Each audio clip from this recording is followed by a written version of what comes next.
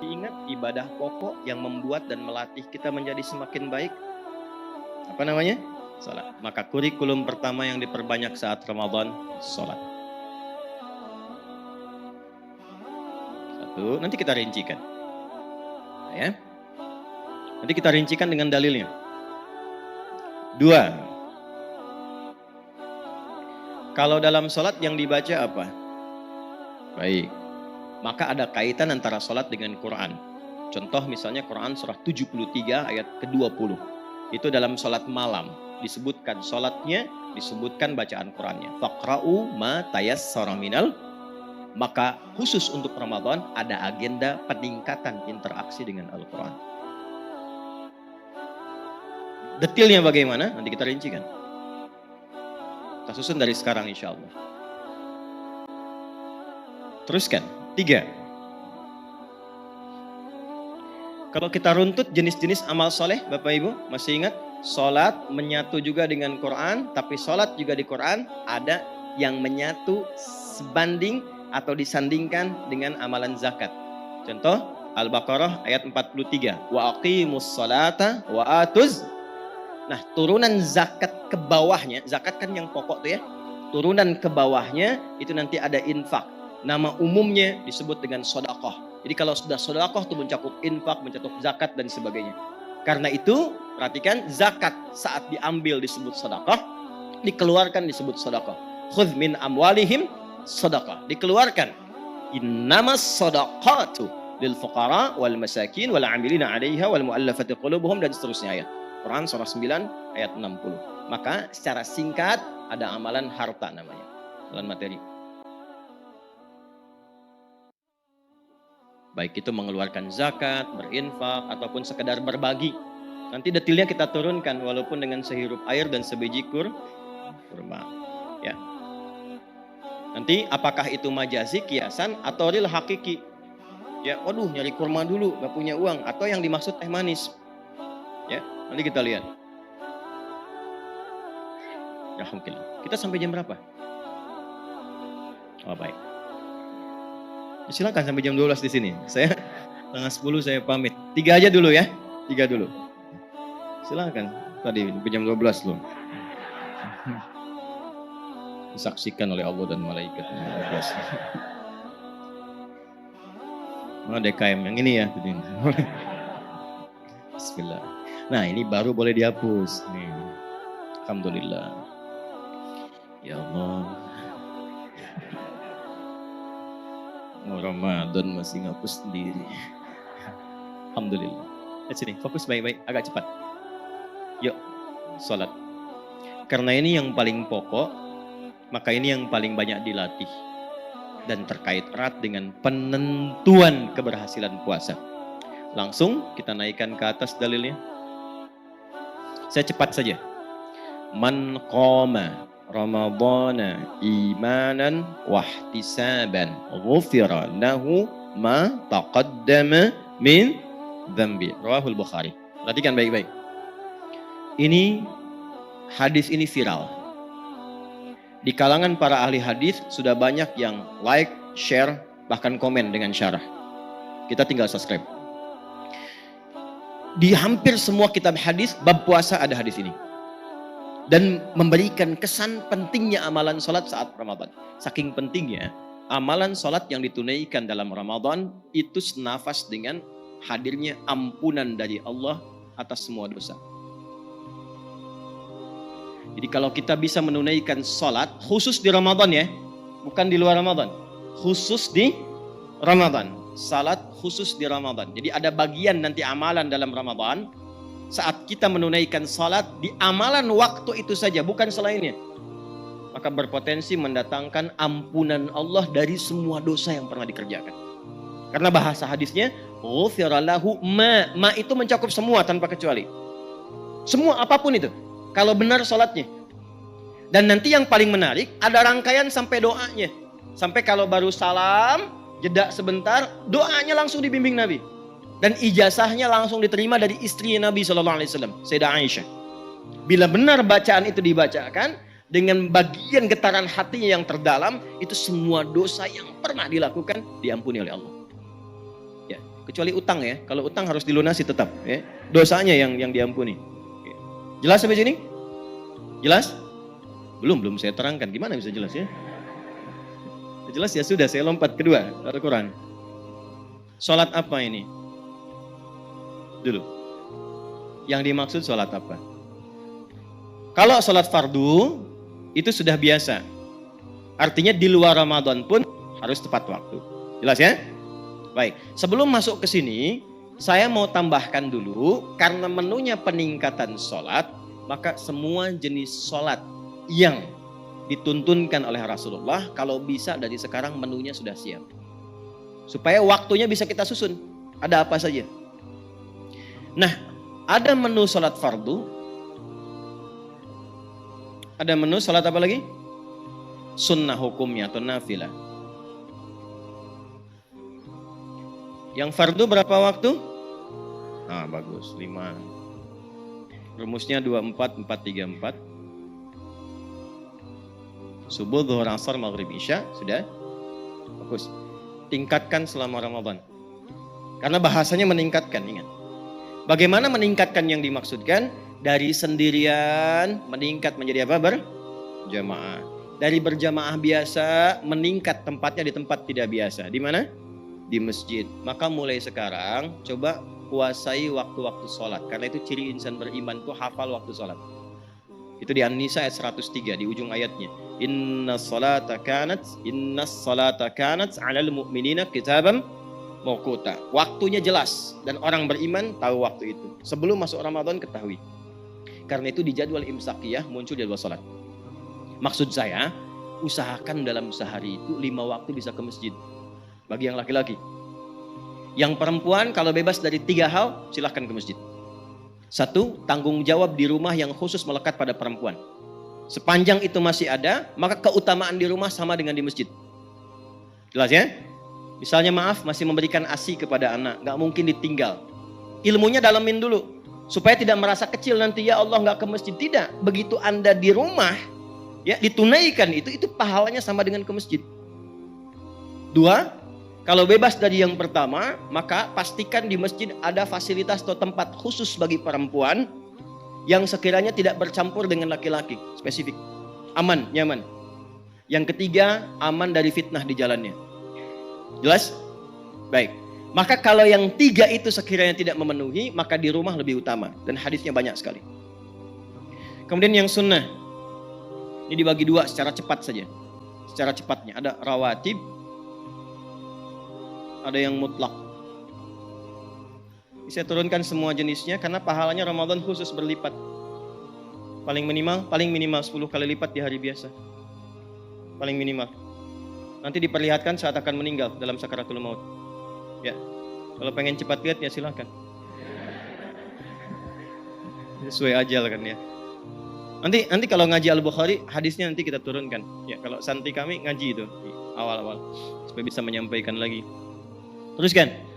Jadi status berjamaah naik 10 kali lipat. Sunnah juga demikian. Sedikitnya. Yang rawatib itu ada 12. Ya, saya langsung bacakan hadisnya saja. Man shalla 12 rak'atan.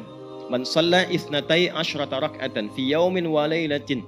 Siapa yang konsisten menunaikan salat 12 rakaat yang mengiringi salat fardunya siang dan malam. Arba'an qabla dhuhri. 4 sebelum zuhur. 4 rakaat sebelum zuhur. Teknisnya bisa 2, bisa 4 sekaligus. Jelas? Kemudian raka'ataini ba'daha, 2 rakaat setelah zuhur. 4 tambah 2 berapa? Nah. Lalu selanjutnya, raka'ataini ba'dal maghrib, 2 rakaat setelah maghrib. 8. Raka'ataini ba'dal isya, 2 rakaat setelah isya. 10. Raka'ataini qabla subhi, 2 rakaat sebelum subuh. 12.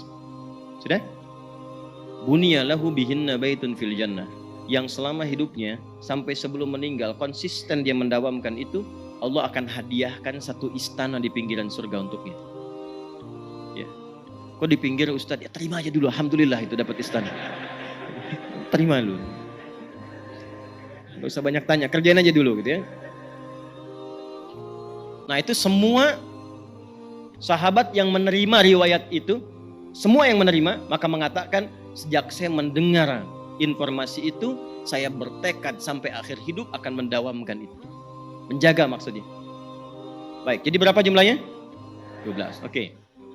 Kalau yang zuhurnya singkat, karena di kantor misalnya waktunya cepat, tak punya waktu lama, maka boleh pakai rumusnya hadis Ibnu Umar, jadi 2. Hafidtu an Rasulillah sallallahu alaihi wasallam 10 rakaat. Saya hafal dari Nabi tentang salat sunnah berjumlah 10 rakaat, yaitu yang 4 sebelum zuhur itu bisa 2. Kalau sekiranya waktunya nggak memungkinkan. Maka orang yang terbiasa 4 dalam kondisi tertentu jadi 2, tetap dihitung pahalanya 4. Ya, jelas ya? Baik. Teruskan. Apa hadis dalil yang tadi? Idza maridal 'abdu aw safar kutiba lahu mithla ma kana 'alaihi muqiman sahihah. Itu hadisnya.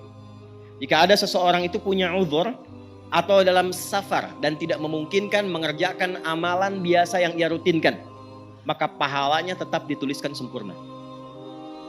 Antum ada yang ta'lim kan, gak semua dari sini kan? Mungkin ada yang safar dari jauh kan? Baik, begitu dia safar ke sini mau pulang, dia jamak qasar, zuhur dengan asar. Karena qasar 4 jadi 2 kan? Asar 4 jadi 2. Dijamakkan, disatukan, ditakdim. Tunaikan di zuhur 2. Itu walaupun ditunaikan 2 pahalanya 4. Ya. Jelas? Dan tidak harus menunaikan sholat sunnah lagi. Ya, jangan terlampau soleh. Yang fardu aja dikosor kan 2.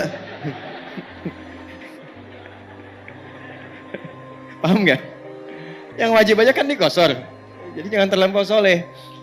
Maksudnya begini, kalau Anda terbiasa sholat sunnah dan waktu itu nggak sempat, itu pahala sunnahnya pun dituliskan. Gak pakai tuliskan. Ini cara ngajinya begitu. Nah, sekarang khusus untuk perempuan.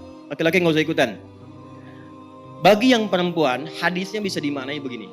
Dalam keadaan suci, perempuan banyak mengaji, banyak menunaikan ibadah sunnah.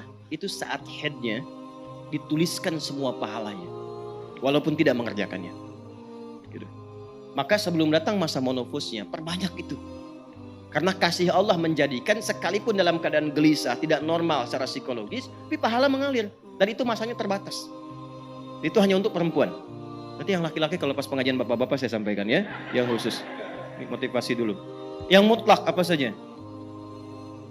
Yang mutlak itu ada yang bersanding dekat waktunya dengan waktu sholat fardu, ada yang terpisah jauh. Yang agak dekat, syuruk. Syuruk itu masih rangkaian dalam sholat duha. Jadi duha itu ada 3 waktu. Awal waktu, pertengahan waktu, akhir waktu. Akhir waktu menjelang zuhur. Paling gampang awal waktu, ya, itu disebut dengan syuruk. Naiknya mataharinya disebut dengan isyraq. Pas di posisinya disebut dengan masyrik. Lewat dengan gambaran satu tombak bayangan yang sama ya tingginya. Ya, dari bayangannya itu masuk kategori syuruk awal namanya. Di waktu fajar, syuruk awal. Perhatikan baik-baik, fokus. Ini, syuruk ini adalah nama lain dari awal waktu duha. Jelas? Kalau dikonversi paling gampangnya 1 jam setelah waktu subuh lah. Paling gampangnya begitu. Ya, paling cepatnya. Jadi kalau sekarang misalnya 4.35, ya kurang lebih misalnya 5.40 sudah masuk ke syuruk. Jelas? Ambil 1 jam lah. Kalau mau misalnya mau sedikit dinaikkan, boleh tambahkan 15 menit lagi atau 30 menit. Apa hadisnya keutamaannya? Man shallal ghadata fil jama'ati thumma yaq'udu yadhkurullaha thumma yusalli rak'ataini. Siapa yang menunaikan salat berjamaah, salat subuh, jamaah syaratnya. Kenapa disebutkan jamaah? Punya 2 arti. 1, menekankan ke masjid bagi yang laki-laki. Yang kedua, bagi yang punya uzur tak mampu ke masjid seperti perempuan atau yang lain yang misalnya laki-laki, ada uzur yang syar'i, yang terbiasa tapi tak mampu, minimal jamaah. Lalu dia duduk setelah itu berzikir. Ya, zikir itu banyak, sambil baca Quran itu zikir. Quran disebut zikir. Quran surah 15 ayat ke-9. Inna nahnu nazzalna dzikra. Sambil kalimat thayyibah, subhanallah, alhamdulillah, zikir pagi dibaca dan seterusnya sampai muncul syuruk. Itu zikir. Quran surah 4 ayat 103. Fa idza qadaitumus salata fadhkurullah. Ya. Atau apalagi berdoa, perbanyak doa, itu zikir. Quran surah ke-7 ayat 205. atau ikut kajian. Itu zikir, ya, termasuk bagian dari zikir umum. Quran surah ke-3 ayat 191. Alladzina yadhkurunallaha qiyaman wa qu'udan, ya, wa 'ala junubihim. Itu kalau dikerjakan sampai tiba waktu syuruk, salatnya 2 rakaat. Fakana 'alaihi ka ajri hajjin wa umratin. Maka dia dapat pahala senilai haji dan umrah. Sempurna, sempurna, sempurna. Jenis pahalanya. Ramadan ditunaikan 2 kali lipat. Duha, pertengahan, bisa sampai 4 rakaat. Ini yang pengganti zikir seluruh tubuh. Dan ini yang mempercepat hadirnya rizki terbaik dari Allah. Duha pertengahan. Kalau sekarang dikonversi sekitar 7:30 lah, ya, sampai jam 10-an kurang lebih. 4 sampai 8 rakaat. Akhir duha, menjelang dekat ke zuhur. Ya, kurang lebih 10:30 sampai 11:30-an tuh, itu akhirnya. Jelas? Masuk lagi lanjut. Zuhur sudah kan ya? Sebelum dan setelahnya ada asar.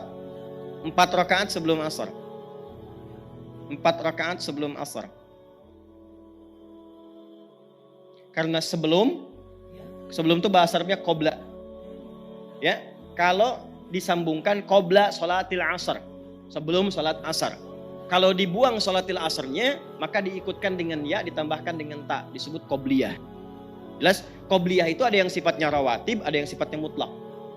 Jelas? Baik, kalau sudah qobla, nggak usah disebutkan sebelum lagi. Kalau sudah ba'da, nggak usah disebutkan setelah lagi. Kita ketemu di An-Nur ya, kapan? Ya itu setelah ba'da asar lah. Ya. Berarti isya tuh. Ba'da asar kan maghrib, kan? Setelah ba'da asar isya. Ini 4 rakaat. Hadisnya dari Ibnu Umar radhiyallahu taala anhuma. Apa bunyinya? Rahimallahu ra'an shalla qabla al-'asri arba'an. Hadisnya sahih. Allah akan menambah rahmat bagi seorang hamba yang membiasakan sholat 4 rakaat sebelum asar. Bisa 2, bisa juga 4 sekaligus. Jelas? Kemudian lanjutkan. 2 rakaat sebelum isya. Itu mutlak masuknya. 2 rakaat sebelum isya. Kalau 2 rakaat sebelum maghrib itu kurang disukai. Karena maghrib itu waktu singkat. Waktu yang sangat singkat. Ya, makanya kalau di Timur Tengah, apalagi Ramadan, itu setelah adzan biasanya langsung iqamat. Karena waktunya padat sekali. Di mazhab Maliki bahkan nggak ada salat sunnah kalau sebelum maghrib itu. Jadi begitu adzan langsung iqamat. Kenapa? Karena maghrib ke isya waktunya padat. Dikhawatirkan kalau ada orang terlambat belum maghrib, ya mau mengejar dia dalam transit atau berperjalanan, justru kepadatan itu menjadikan dia terlambat nanti. Ya, jadi kalau sebelum maghrib itu jarang ditunaikan kecuali untuk alasan tertentu. Misal di masjid sudah qomat, orang belum pada datang, belum cukup syaratnya jamaah, maka boleh silahkan tunaikan 2 rakaat sebelumnya untuk menunggu. Termasuk di Masjidil Haram, karena pahalanya banyak, nunggu yang tawaf rapih dulu, itu masih bisa ditunaikan. Jelas?